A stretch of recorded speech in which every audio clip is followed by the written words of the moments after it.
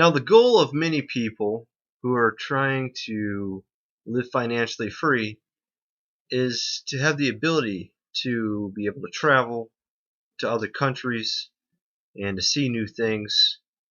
And um, interesting story, on the way here, I stopped over in Japan, stayed for a day there, and I stayed in the weirdest hotel you've ever seen in your life. I am not joking. Um, I'll try to find some video footage to put here on this video so you know what I'm talking about. Basically, I asked someone what was the cheapest hotel in Japan, okay? Because I was trying to be cheap, you know what I mean? And he pointed me to this one hotel, and I'm like, okay, whatever, I'll just buy this one, right?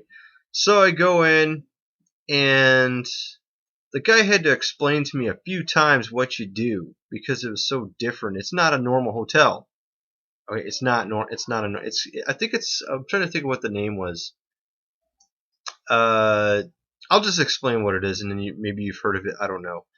Um you walk in to this place, like the foyer of this hotel, and you order a room. Now you don't get a room. Okay, that's not what you get.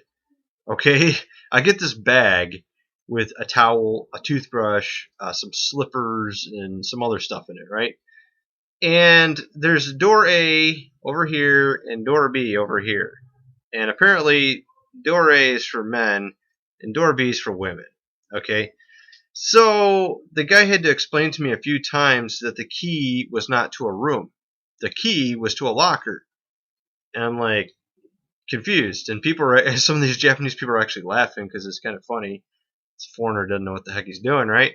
So I walk in there to this locker room. It's just a really long locker room.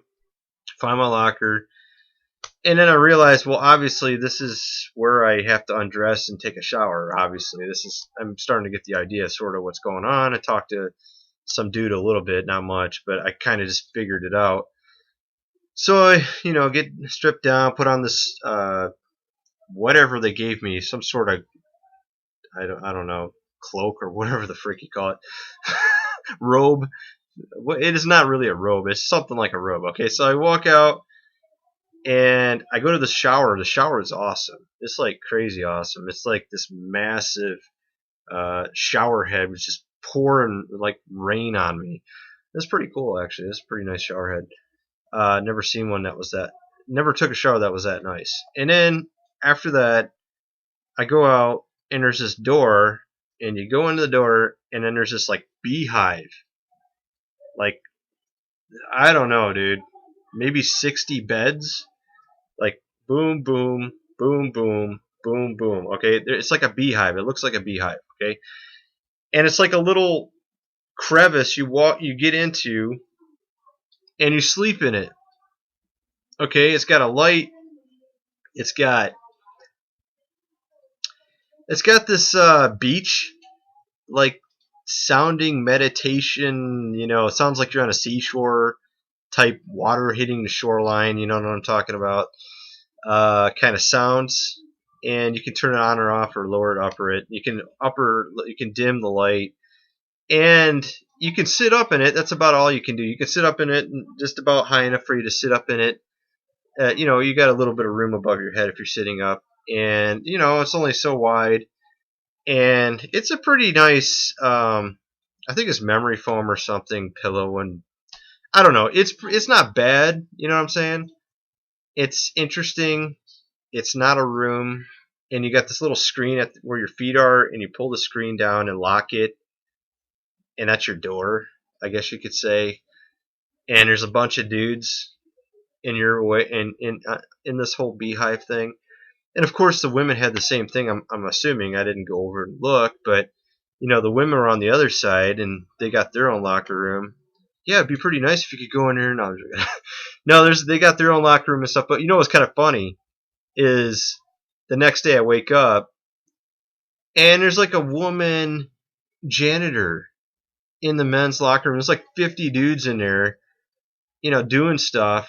And this chick is like walking through cleaning. It's like, okay, so why did you even have separation in the first place? Why did you even separate men and women if you're going to have a woman janitor go through while there's a bunch of dudes half naked walking around? You know what I'm saying? So that's what I did my night in Japan. Second time I stayed in Japan. And at any rate, that was Japan. So now I'm here in the Philippines. You know, the way I look at it, there's all these fads, and I see this with different topics I cover on various videos on different accounts, whether business oriented or not. People jump onto new fads, and they think this is the new thing. This is it. This is going to make it. But it's not, you know, people are always trying to jump onto something they think is simple. Things aren't simple, you know. You have to be smarter than the other guy. You have to be diligent, and you have to have everything set up properly so it works right. You know, for a while there it was dropship, now it's Amazon FBA. What's next? You know, for people that think Amazon FBA is going to make you a millionaire, you're freaking you're smoking crack, okay? Yeah, it's got a lot of promise. I think there's something good there. I think, you know, if you play your cards right, you can make a lot of money doing it. But I definitely wouldn't put all your cards in it. I'm telling you the truth, whether or not you want to believe me. If you put all your eggs in the Amazon FBA basket, you're going to be... I mean, you got anybody who, even if you understand that you can make money with Amazon FBA, if you really think that you can put all your eggs in that basket, you're a freaking idiot. Period. Plain and simple. Because you already should know from experience that eBay and Amazon are not something you would want to put all your eggs in that basket. Either one. And you don't want to put all your eggs in these two baskets, eBay and Amazon, either. Because it can kick you off anytime. And that's why I talk about stealth accounts. You should have like 3 Amazon accounts and 3 eBay accounts. 1 main account, a backup account, and a testing account. You should test your Amazon FBA products. That's not the middle finger, by the way.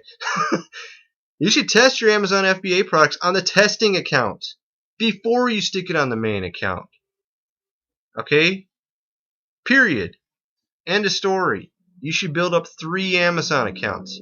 If you ain't doing this and you're doing your Amazon FBA and you get really huge and all of a sudden you get kicked off Amazon, don't tell me I didn't warn you. I warned you just now. I just warned you. Okay? My computer laptop keeps doing it. I should probably change the settings on it. Okay, so you get what I'm saying, right? I'm just telling you how it is. I don't trust either of those companies any farther than I can throw them. Yeah, you can make money with them, but you have to be prepared to deal with them. Okay, you should have 3 accounts on both.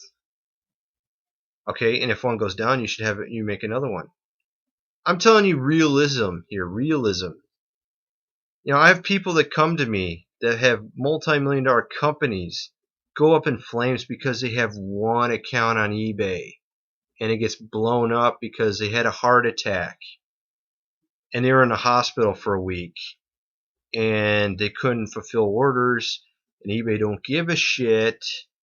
And they won't unsuspend their account afterwards. It doesn't matter if they were selling millions a year on eBay. They don't give a shit about you. You understand? I'm just telling you the truth here, unless you don't want to hear the truth. So, you should have your own website going too. You should have sales on your own website, eBay, Amazon. Amazon FBA? Really? That's it? You should be doing eBay. You should be doing your own website. Okay? That's what you should be doing. And if you are going to do just Amazon FBA, you better have freaking 3 Amazon accounts. If you don't, it's your fault, man. If something blows up on you later down the road, then you're up the shit creek because you don't have an account anymore.